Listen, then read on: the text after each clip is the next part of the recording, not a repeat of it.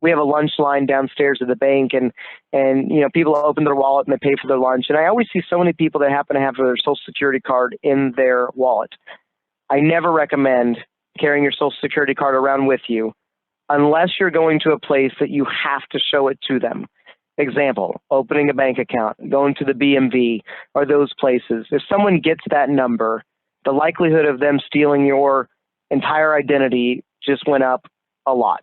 So be very careful about taking information around with you that you may not necessarily need. But in the instance of a bank account, you're going to need to take that with you. Many people have had trouble opening an account, maybe due to bad experiences in the past. Maybe they were in check systems due to overdraft issues. So there are systems like we use check systems in the bank that can tell if they owe another bank money or they owe that bank money. A lot of people think if they owe a bank money that they're not allowed to set foot inside that bank because they're going to send the police after them or something like that. I will tell you that's not true. For example, I work at Old National, so let's say I was opening an account maybe I had an account at Fifth Third or Evansville Teachers, and I owed them money. What a lot of banks will do is if you don't owe their particular financial institution money, they're going to allow you to still open an account with them. Now, granted, we'd love to see that paid back to that branch or that bank, but they're not always going to say that this is going to exclude you from opening an account.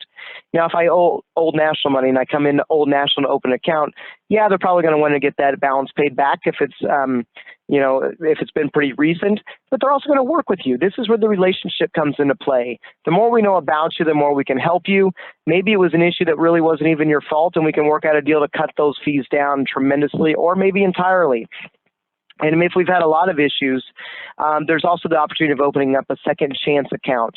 Many banks across the United States have developed a second chance product. They're wonderful. And this is kind of going to where I talked about earlier about never paying an overdraft fee again.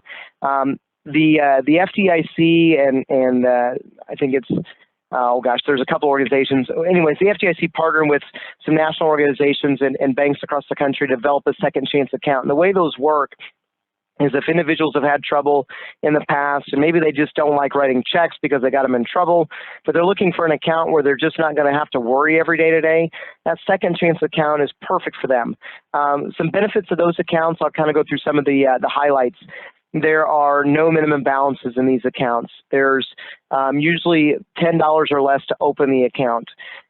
You get mobile banking, online banking, free statements, either paper or email.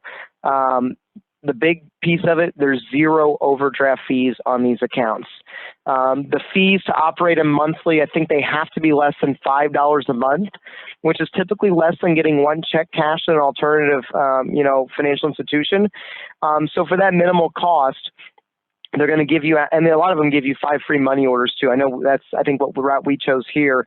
And really all that fee does is cover the cost of the money order. So it's a way to go day by day, never worrying about going into overdraft again.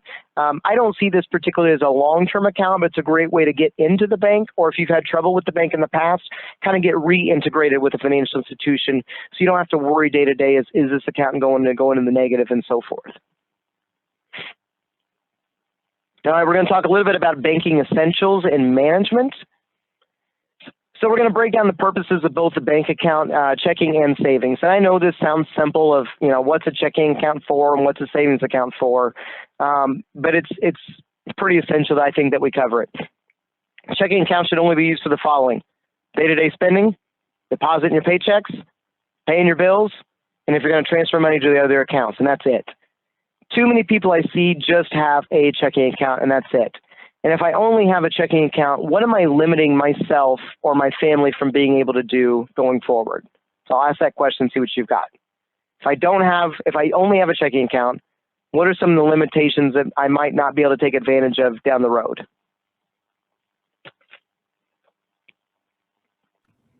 What do you think? If all my money's sitting in one checking account, what do I have trouble now doing with those funds? Getting a house. Could be getting a house. And the big piece of that was, if I'm going to get a house, I need to do what with some of my money? Save it. Save it, right? Yeah. If all my money's in a checking account, what am I probably going to do? Probably going to spend it, right?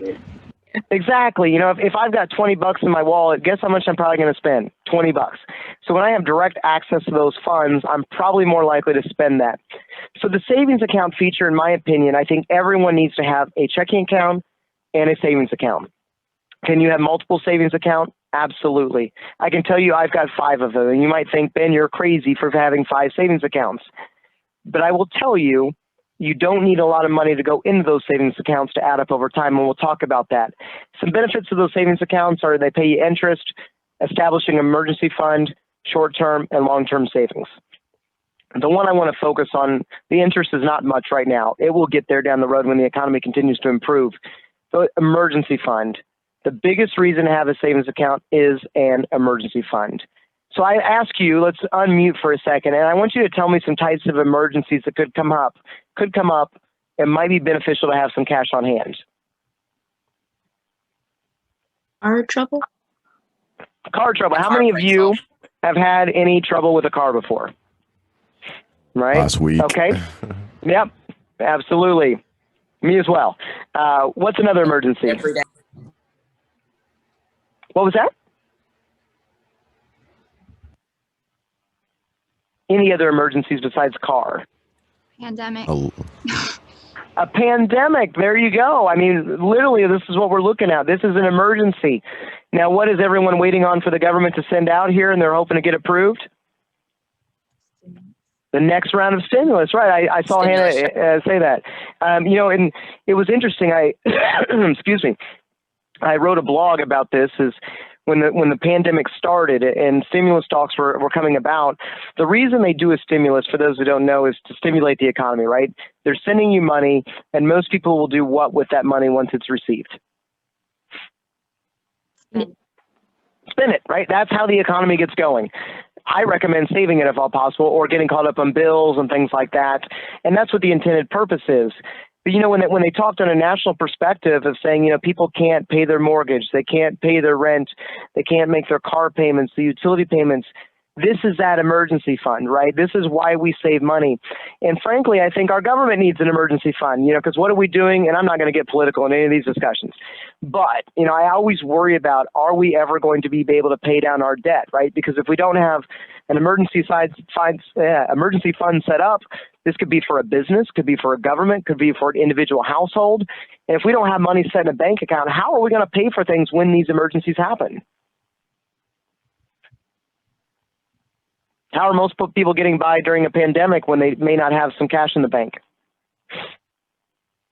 Taking out a loan. Taking out a loan. That could be a loan at the bank. And the biggest one is on a form of plastic called a credit card, right? And those credit cards, you know, they add up over time. And a lot of people get the idea of needing emergency funds. So, you know, other emergencies could be, we did the pandemic, we did a car. It could be something going wrong with your house. It could be a child getting sick. It could be having a baby. It could be getting divorced. It could be, you know, utilities get shut off. Any of these things that we would consider emergencies can happen. And frankly, they can happen at the worst time possible, which they usually do. So compound that with a pandemic, we've got a whole lot of things that could come up. So having money aside in an emergency fund is crucial. What I recommend and what most experts recommend is 2 to 3 months worth of your bills. Now we're going to talk about budgeting in a later workshop, but literally just taking all of your expenses on a monthly basis, add them up, total it, and then take that times 2 or 3.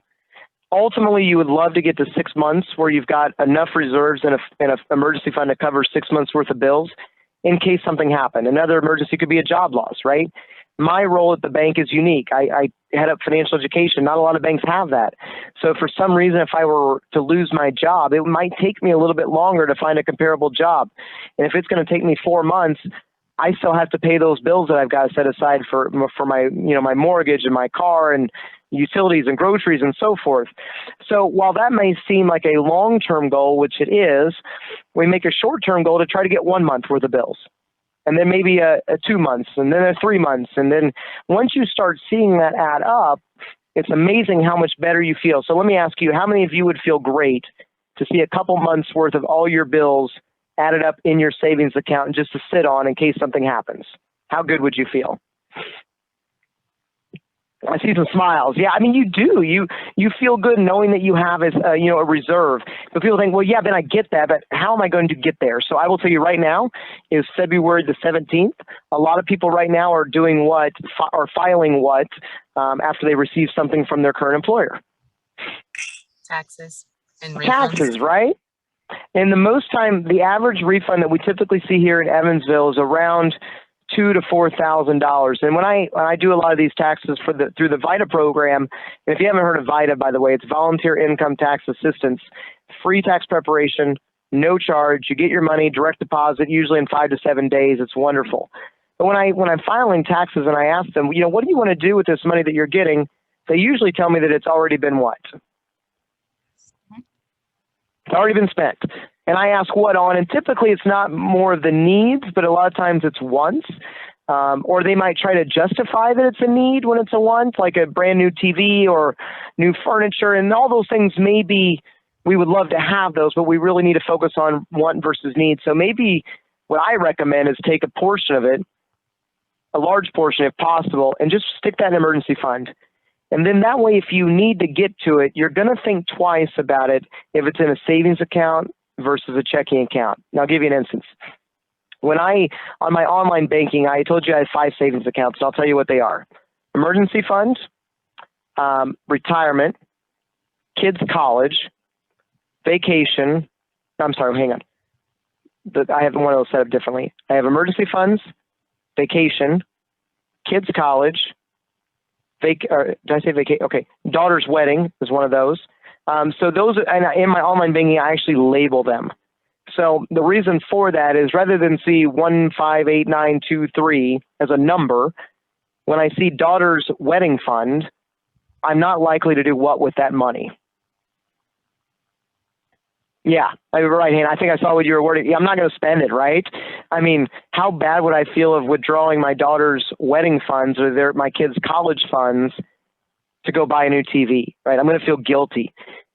So I recommend labeling those for items that you want to save for down the road, emergency fund, whatever it may be. And people, my daughter's 9, and I opened this account when she was born.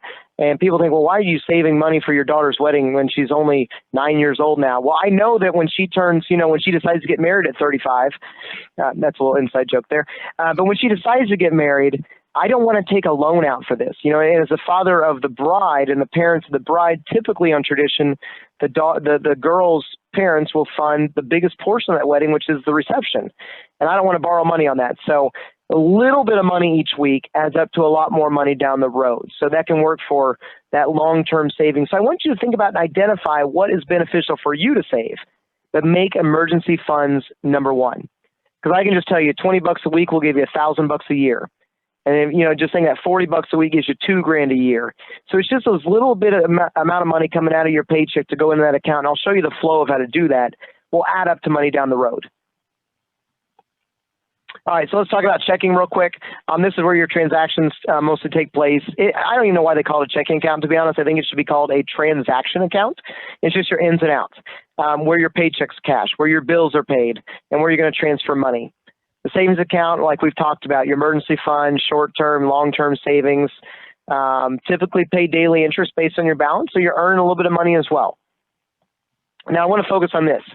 We're going to talk about automating your finances. How many of you like automated processes where things just happen for you and you don't have to manage it step by step?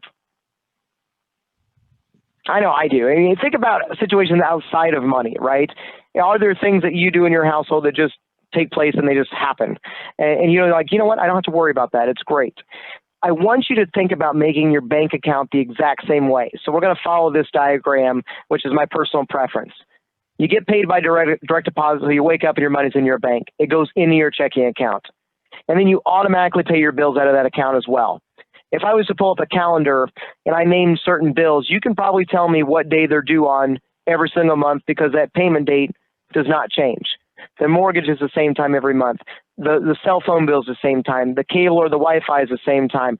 All your bills come out on the same day every month. Now, there's a game that some people will play saying, well, I get paid on Friday, my bill's due on Monday, so maybe I'll just write the check on Thursday before I get paid, and they probably won't get it until I get paid, so I should be okay. I don't know about you, but I've been caught in that and once or twice when I was younger, and that bill comes through a little bit quicker and I'm in the overdraft, right? So what I recommend to do is look at it on a weekly basis. Frankly, just get a calendar out